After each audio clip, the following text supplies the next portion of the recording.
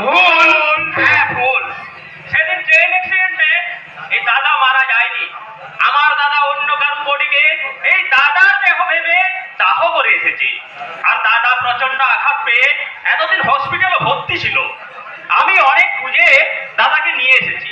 এই দেখো দাদা ডিসচার্জ লেটার। তুমি কি বলছো সৌরভ দাদা বাবু? এর মধ্যে অনেক নাটক লুকিয়ে আছে শিবুদা, আমি তোমায় পরে সব বলবো।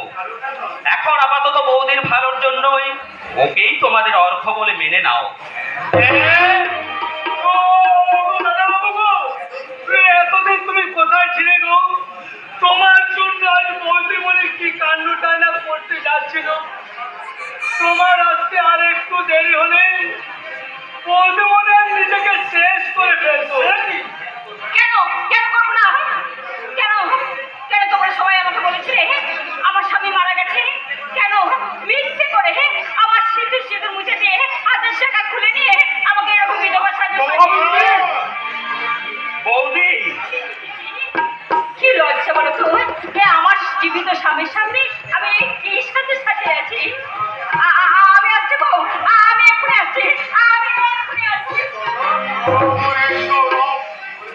তোকে যে আমি কি বলে কৃতজ্ঞতা জানাবো বাবা, তার ভাষা আমার জানা নেই। কৃতজ্ঞতা বলছো কেন বাবা?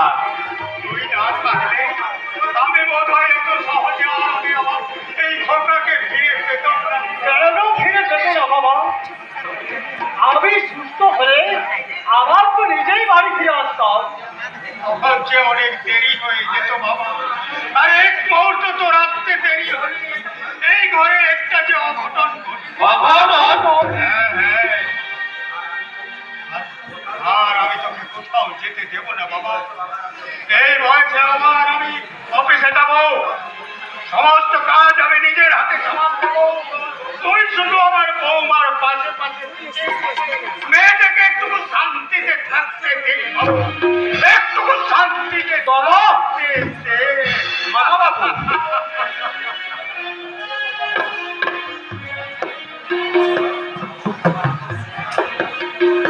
এবার আসল সত্যিটা বলো তো দাদা বাবু, কেউ সত্যিই কেউ আমার অর্ঘ দাদা বাবু? না শিবুদা, ও তোমাদের অর্ঘ নয়। অবিকল তোমাদের অর্ঘের মতো দেখতে।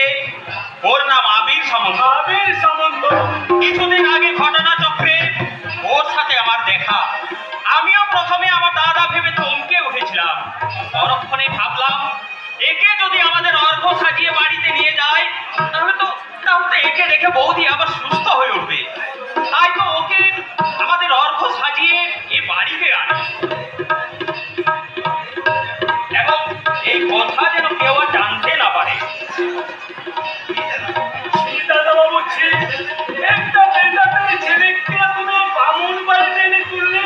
জাতপাত নিয়ে ভাববার সময় এখন নয় শিবুদা। এখন আমাদের সবচেয়ে বড় প্রয়োজন বৌদিকে সুস্থ করে তোলা, তার বাচ্চাটাকে সুস্থভাবে জন্মাতে দেওয়া। বেশ, তাই হবে। তবে আমার কয়েকটা কথা তুমি ওকে বলে দিও, ও যেন কখনো আমাদের ঠাকুর মন্দিরে না ঢোকে। শিবুদা? ওই শিবুদা বলে তোমার আমার দেখো না তো বাবু। ওই ডাকে ডাকতো শুধু আমার অর্ঘ দাদা বাবু, আর কাউকে আমি ওই ডাকে ডাকতে দেবো না। অবশ্য সবার সামনে তুমি ডাকতে পারো। বেশ, তাই হবে।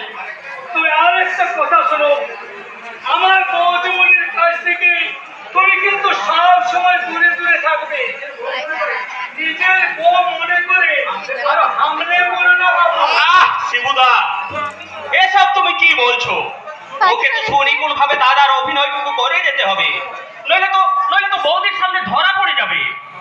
আমার বোধ হয় কাজটা করা সম্ভব হবে না স্যার। আপনি বরং আমায় ছুটি দিন। কি পাগলের মতো কথা বলছেন? দেখলেন না আপনাকে কাছে পেয়ে ওই অসুস্থ মানুষটা মুহূর্তের মধ্যে কেমন সুস্থ হয়ে উঠলো। ওই অসহায় মানুষটাকে আবার মৃত্যুর দিকে ঠেলে দিয়ে আপনি চলে যেতে পারবেন? এই ছাড়া তো আমার কোনো উপায় নেই স্যার। আমার স্বামী ভেবে হয়তো উনি সুস্থ হয়ে উঠেছেন ঠিকই, কিন্তু উনি যখন আর সত্যি অসুস্থ হয়ে পড়বেন তখন আমি আমার সেই তখন সব প্রবঞ্চকের তথ্য দিয়ে আমি কি নিজেকে ক্ষমা করতে পারবো? আবির বাবু, দাঁড়া, এ আমার পক্ষে কোনোভাবে সম্ভব নয়। আপনি আমায় ক্ষমা করবেন। আবির বাবু, আমি চললাম। দাঁড়াও। আজ আমি তোমাকে কোথাও যেতে দেবো না। এই দেখো, তোমার শাড়ি দেখে রে, আবার আমি নতুন শাড়ি পরেছি, হাতে শাড়ি পরেছি, আর যে সিঁদুরটা ওরা জোর করে আমার সিঁথি থেকে মুছে দিয়েছে, সেই সিঁদুরটা আজ তুমি নিজের হাতে আমার সিঁথিতে পরিয়ে দাও।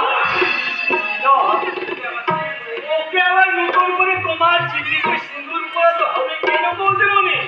ওটা তো তুমি নিজের করে নিতে পারো।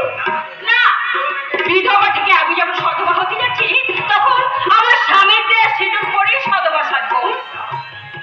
দাও, আমার সিঁথিতে নতুন করে তুমি সিঁদুর পরিয়ে দাও। আরে কি হলো দাদা? দাও, সিঁদুরটা পরিয়ে দাও প্লিজ। আবির বাবু, সিঁদুরটা পরিয়ে দিন।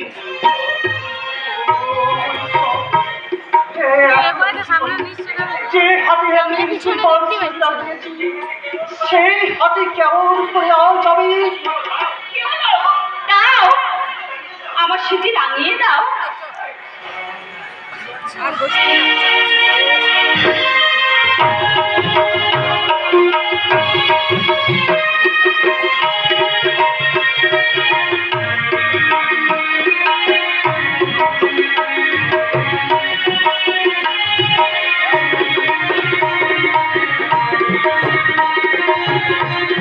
আর গো, না জানি আরো কত বড় সর্বনাশ হতে চলেছে। এরা রামানব, তুমি রক্ষা করো ঠাকুর, তুমি রক্ষা করো। এবার তাহলে তুমি বিশ্রাম করো দাদা, আমি আবার ঠিক সময়ে এসে হাজির হব।